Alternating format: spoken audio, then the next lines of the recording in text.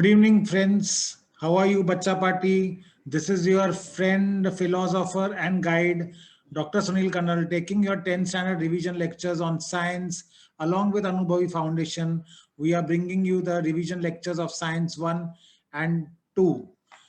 I am Dr. Sunil Kannal, and let's start with the revision of the Science 2 topic, that is Life Processes in Living Organism Part 2, a very important chapter for your boards with 5 marks compulsory and 7 marks with option.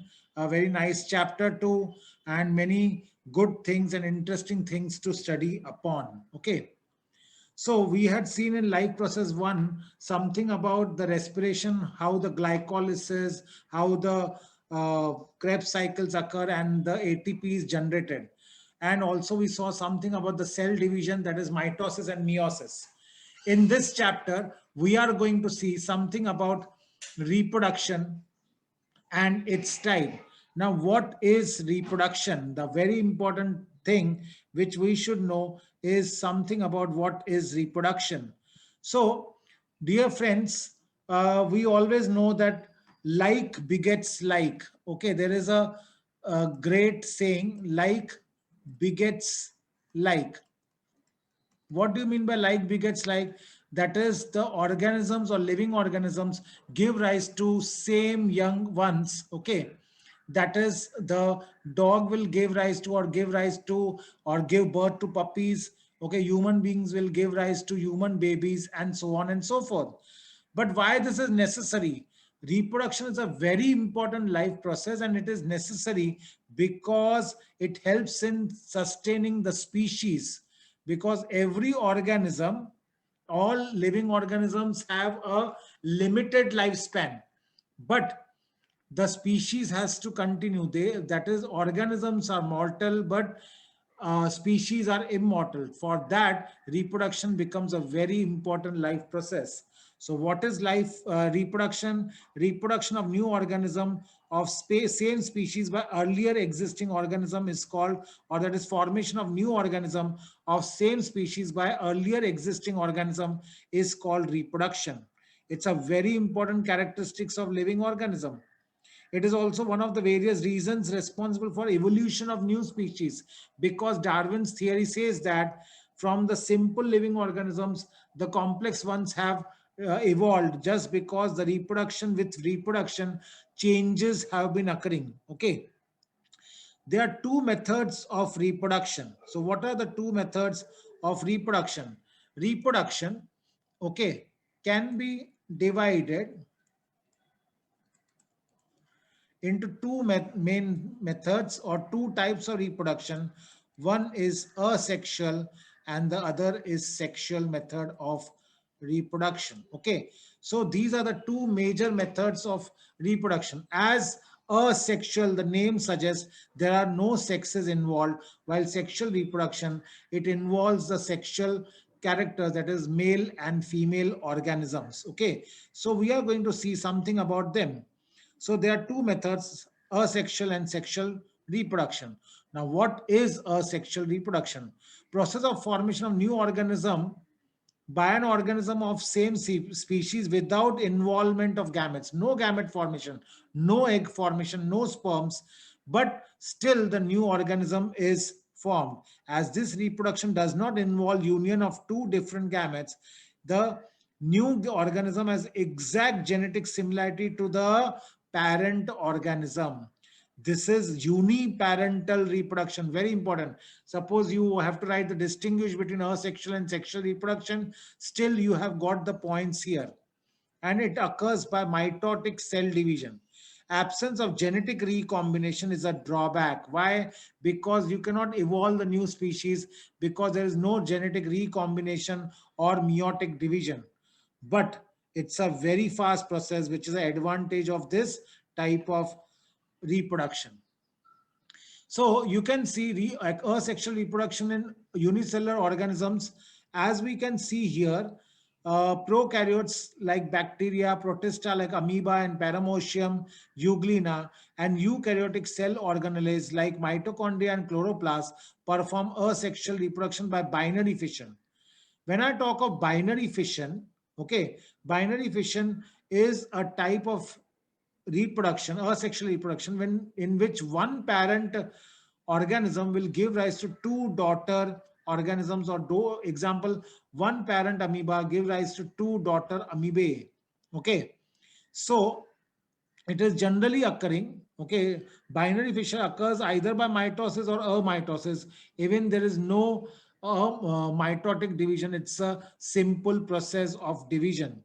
Okay, so example, in amoeba divides in any plane because it is a irregular shaped organism, so it is called as a simple binary fission. But in paramecium it occurs by a horizontal fissure, okay, and then they separate out, which is called as a transverse binary fission. While in euglena there is a vertical split and two daughter euglena are formed, it is called as a longitudinal fission, binary fission. Now, generally, binary fission is performed by living organism only during favorable condition, when there is abundant food material available for them and the environmental conditions are conducive. But if the environmental conditions are non-conducive and the favorable conditions are not there, then asexual reproduction occurs by multiple fission, in example amoeba and many other organisms. Here, during unfavorable condition, parent amoeba will form a thick layer around it, that is capsule type thing, which is called a cyst. Now this cyst is resistant to the external harsh environmental conditions, and inside that the amoeba will divide into many small amoebae, okay, and they will get the nourishment inside the cyst and protection also. Whenever the favorable conditions will return back, they will split open and the burst open, and the daughter amoebae are released into the environment. One more asexual reproduction type is budding. In budding, the example in yeast cell, okay, a bud is formed from the parent cell, which bulges out from the parent cell, and this new bud will separate out but remains attached to the parent cell and gets nourishment from it. In this way, many buds are formed, and this type of reproduction, asexual reproduction, is called budding. Example in yeast, we see that. Then asexual reproduction in multicellular organism like Spirogyra. In Spirogyra, there is fragmentation of filamentous body of Spirogyra, and the two filaments, when they separate out, they will each act like individual new organism or new Spirogyra filaments. One special type of asexual reproduction, which actually cannot be called as reproduction, but it is a method of survival, it is called as regeneration. You must have seen a wall lizard sometimes breaks up its tail, and what happens is this tail will discard away in emergencies or it gets broken, but in some days that tail gets regenerated again. In certain organisms like planaria, if it is cut into multiple pieces also, they will, suppose the head has been separated from the trunk and the tail, this head will give rise to the full planaria organism again. The trunk will also give the head and the tail will give the anterior part of it. In this way, each part will regenerate into a full new organism. This is called as regeneration. Then, as we have already talked about budding, this budding we can also see in hydra under favorable conditions. Certain specific part of the bird of the body will bulge out by repeated divisions of the cells and will give me a nascent or a new hydra from the bud. And this hydra remains attached to the parent hydra, gets its nourishment from there, and when it is mature enough, it will separate out from here. You can see here, and in this way, the budding is a special type of asexual reproduction seen in marine simple type of organisms. Now, these were certain organisms where we saw something about the asexual method of reproduction. But in plants, we also see vegetative propagation. Now, what is vegetative propagation? So, reproduction in plants with the help of vegetative parts, which were actually not the reproductive parts, like the root, the stem, the leaf, and the bud, is called as vegetative reproduction.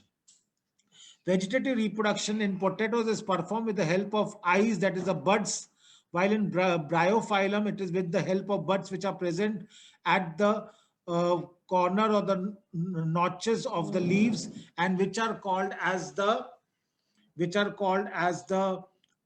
पान फुटीचे, means आम्ही त्याला मराठीमध्ये पानफुटी म्हणतो. So it is the buds which are present in the notches of the margins of the leaf. Okay. Similarly, in plants like sugarcane and grasses, vegetative propagation occurs with the help of buds present on the nodes. So that is type of reproduction which we can see. In this way, asexual reproduction is of various types, and it generally occurs in those organisms where what has happened is those which are simple in nature, where they cannot form gametes or they don't have specialized reproductive organs. Now let's come back to sexual reproduction, a very important concept again. Sexual reproduction always occurs with the help of two germ cells or the gametes, female gamete and the male gamete. When they unite with each other, they will form a zygote on fertilization, and this zygote will form an embryo which will further develop to form new individual, which is a very, very important method of reproduction. Now let's see sexual reproduction in plants. You can see the flower. Now this is a very important diagram also for your example parts of flower, which comes as a very important question. Okay, flower is a structural unit of sexual reproduction in plant. It consists of four floral whorls. Okay, so what are the floral whorls? The parts of the flower. You can see the calyx, which is made up of sepals, the corolla, that is which is made up of petals. Then we have the androecium, the male part of the flower, or the male reproductive part, which is made up of anther and filaments, and the gynoecium, the female reproductive part of the flower, which is made up of stigma, style, and ovary. So this is your ovary here, which has the ovules inside. Okay, and this is the style, the hollow tube, and this is a sticky part which is called as stigma. So calyx and corolla, they are called as the accessory whorls or non-essential whorls of the flower, where calyx helps to protect the flower in the bud condition, and also it is green in color, generally helping in photosynthesis and providing food and energy to the flower. Petals generally attract pollination and also help the flower to protect the inner walls of the flower. They are non-essential walls, while the androecium and gynoecium are called as essential walls of the flower because they are mainly concerned with reproduction. Okay, so flower is nothing but a structural unit of sexual reproduction in plants. Very important. Okay, if the flower has both androecium and gynoecium, it is called as a bisexual flower. And if it does not have both of them, it is called as a unisexual flower.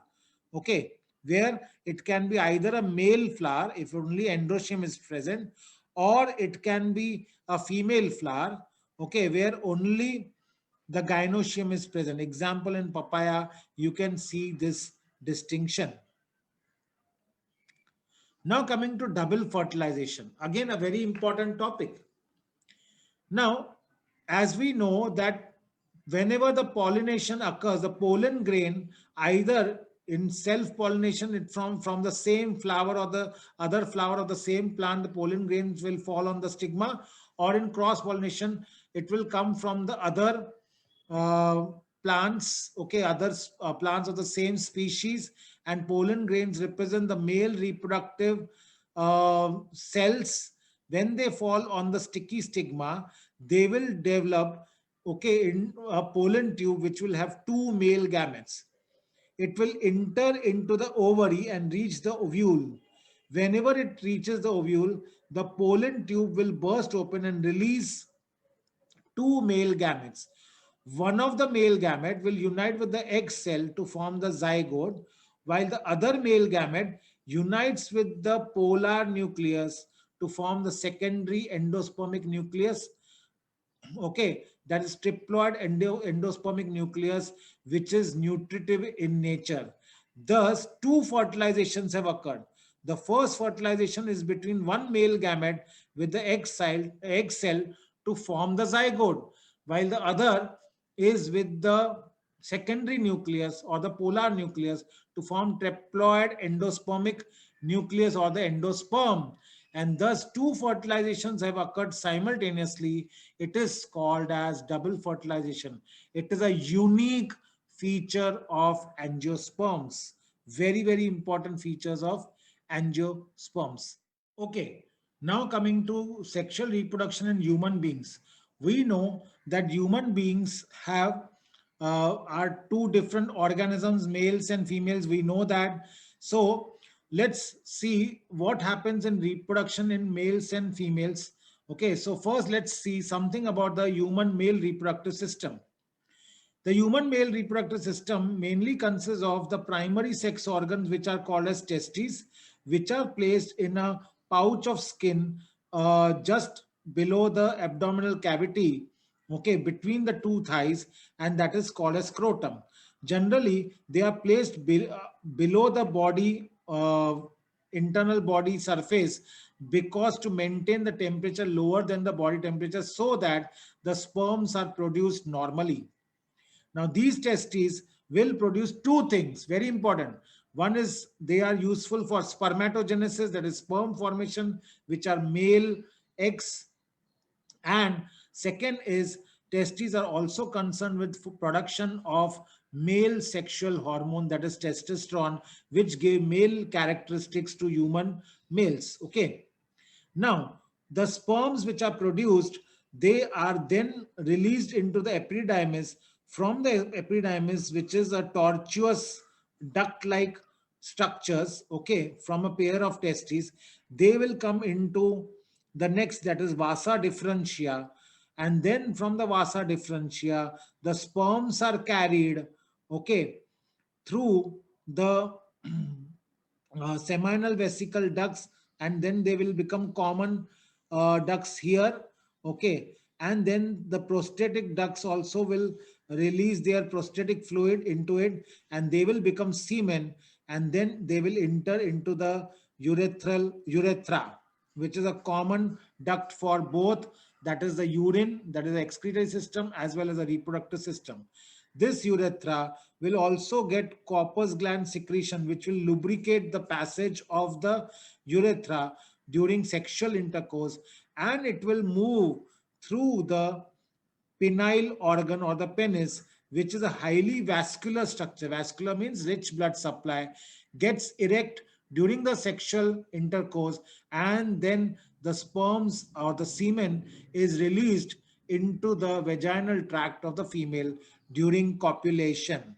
Thus, the male reproductive system consists of the testes, the epididymis, the vasa differentia, the seminal vesicles, the prostate gland, the urethra, and through the penis, and also the corpus gland. Okay, in this way, the sexual reproduction in males is a very important thing which you have to know the diagram as well as the explanation to it. Okay.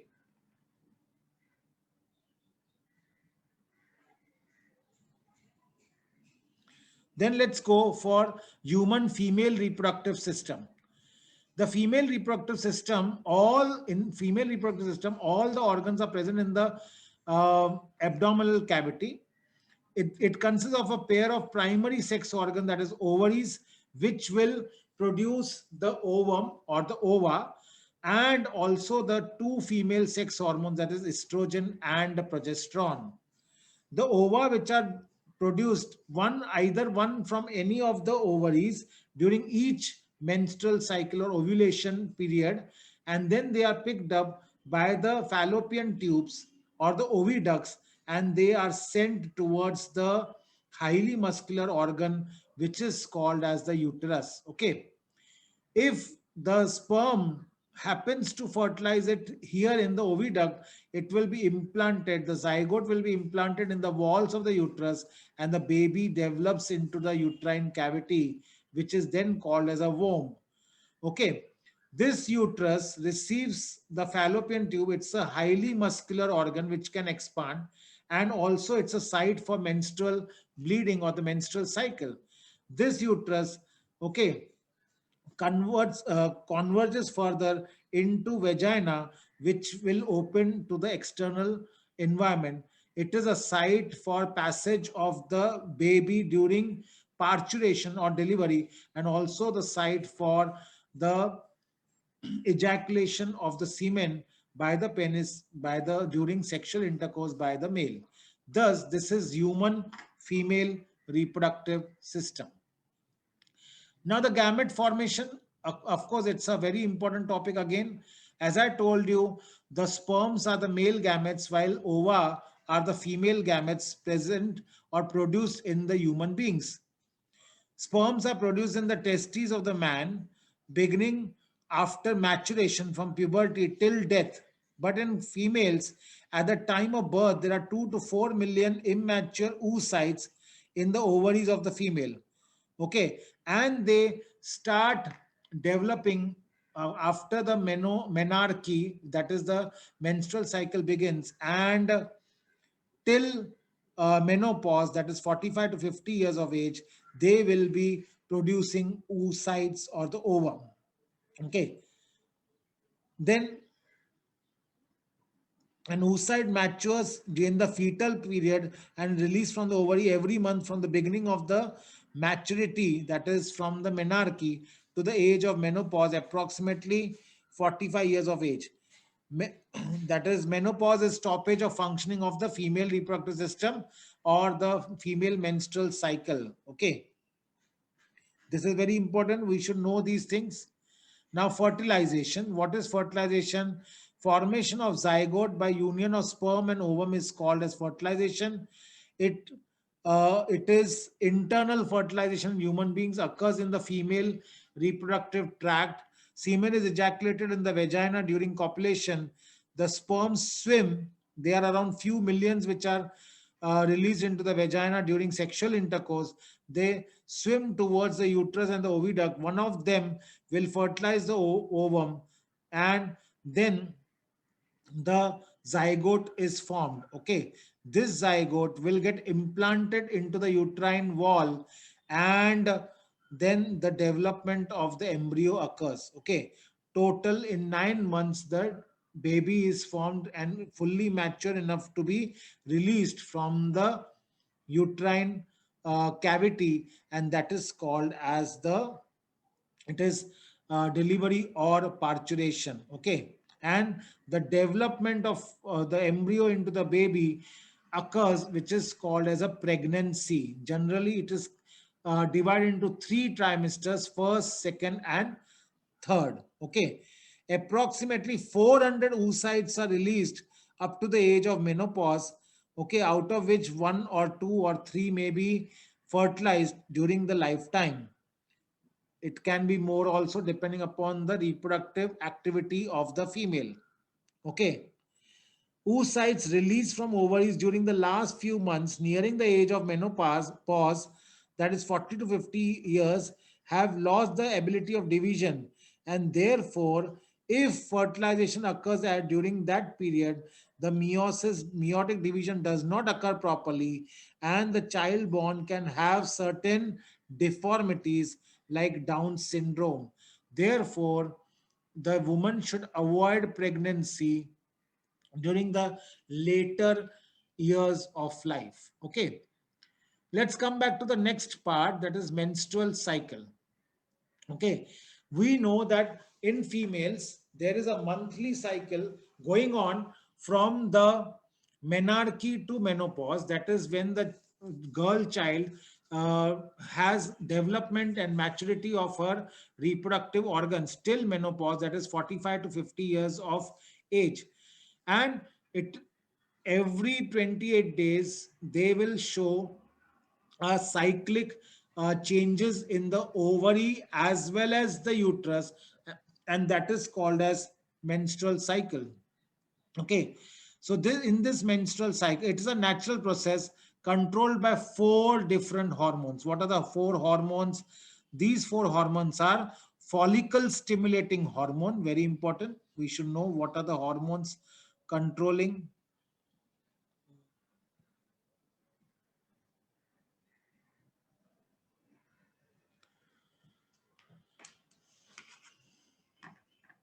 So, two endocrine glands are concerned. One is the pituitary gland, and the other is the ovary. Okay, whenever pituitary gland secretes follicle stimulating hormone, it will help in releasing of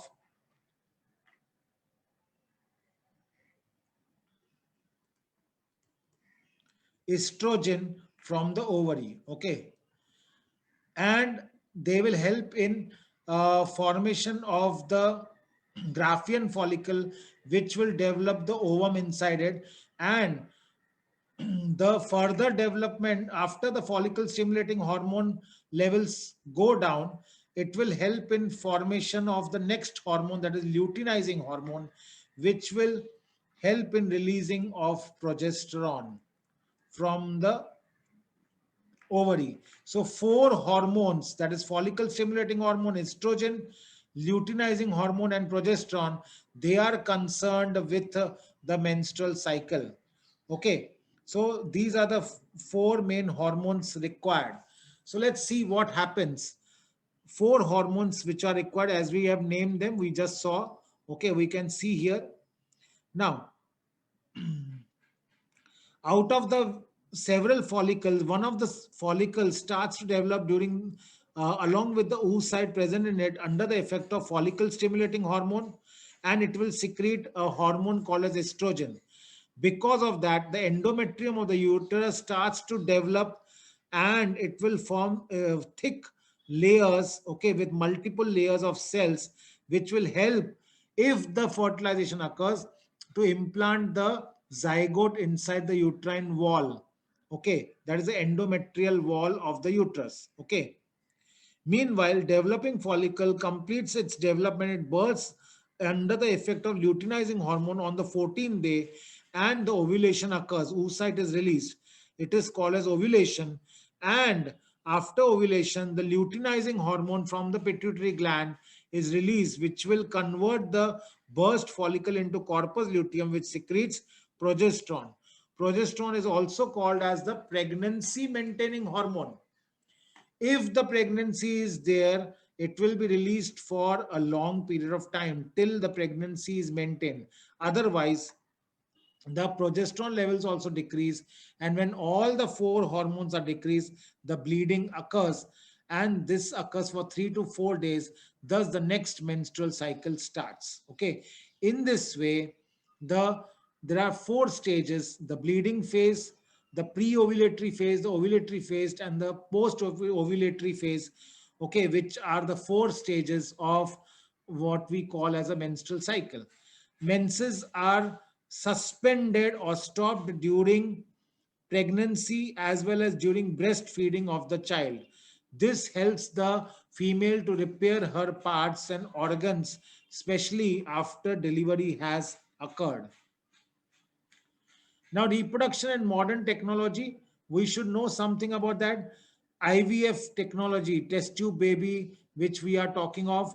In this technique, in vitro fertilization, that is, if the mother is not naturally able to conceive the child, then fertilization brought about in the test tube in the laboratory, and the embryo formed is then implanted in uterus of the female at appropriate time. IVF technique is used for having the child in case of those childless couples who have problems like less sperm count in males, or obstacles in the oviduct, or some defects in the female. Generally, any of the couple may be having defective reproductive systems. Okay. Then we should know about surrogacy and sperm bank and semen bank. Some women have problems in implantation of embryo in the uterus. Such women can take the help of modern remedial technique called as surrogacy. In this technique, oocyte is collected from the ovary of the woman having the problem.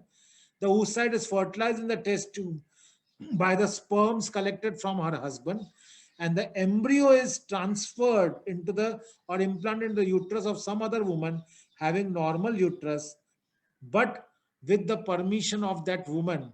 Such a woman in whose uterus the embryo is implanted and it is grown, it is called as surrogate mother. Sometimes we may have problems with men who don't have the proper sperm count.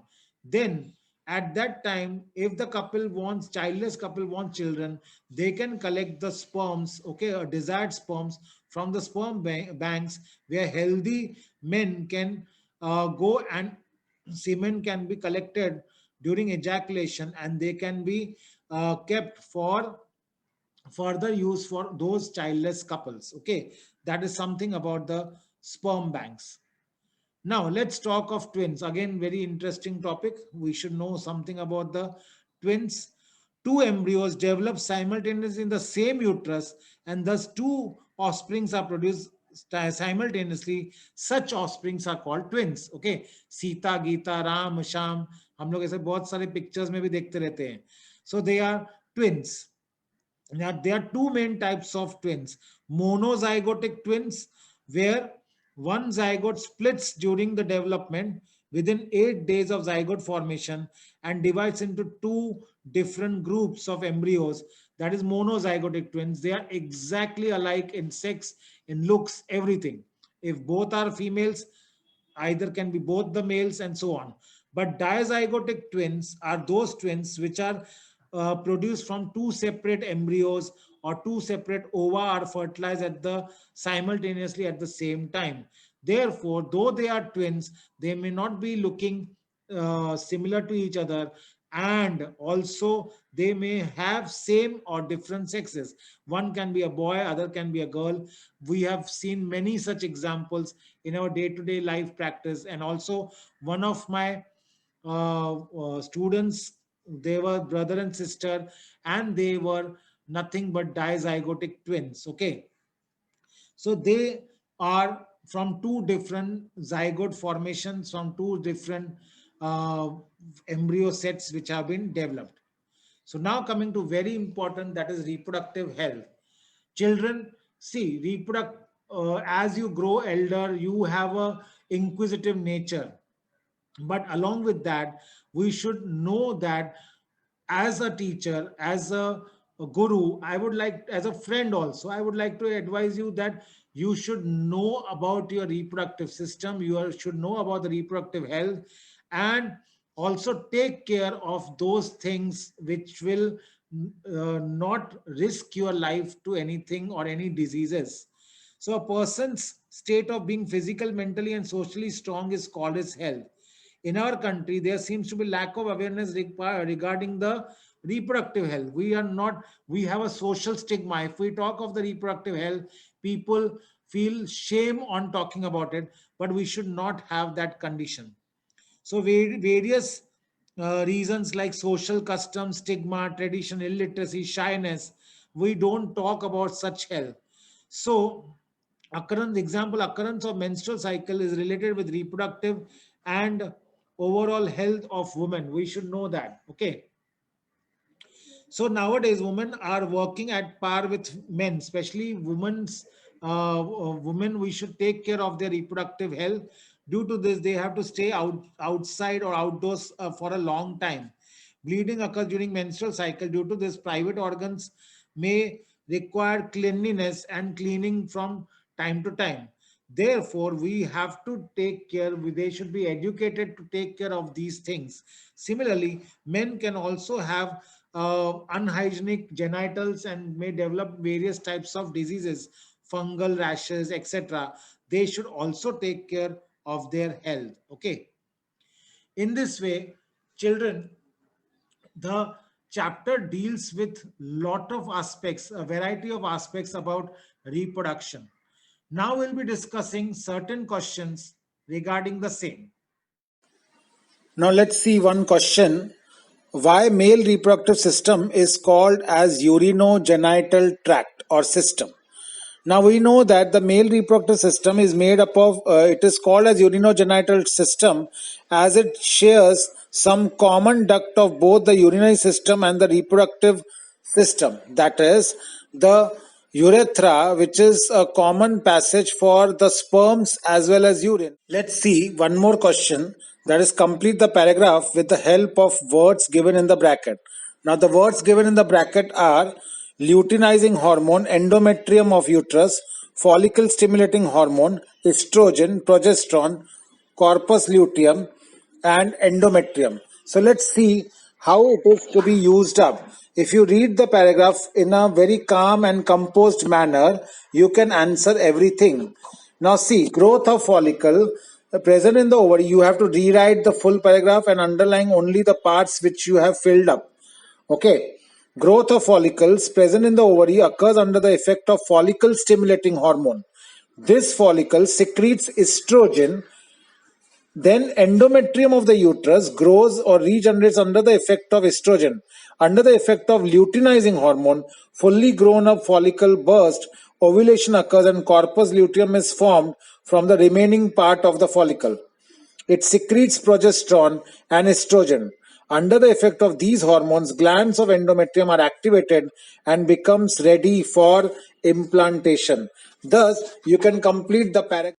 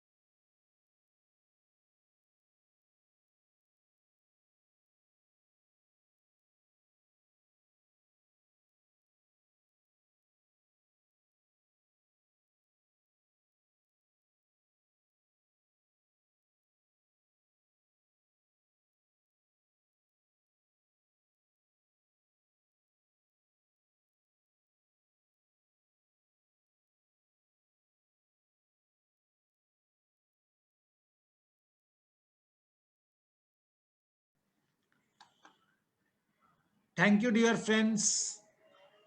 It was a nice lecture class in which you have taken a lot of interest, and also you have understood the concepts very clearly. This is your friend, philosopher, and guide, Dr. Sunil Kanal, along with Anubhavi Foundation, presenting you with the important things of this chapter. Thank you, and God bless you all. God bless.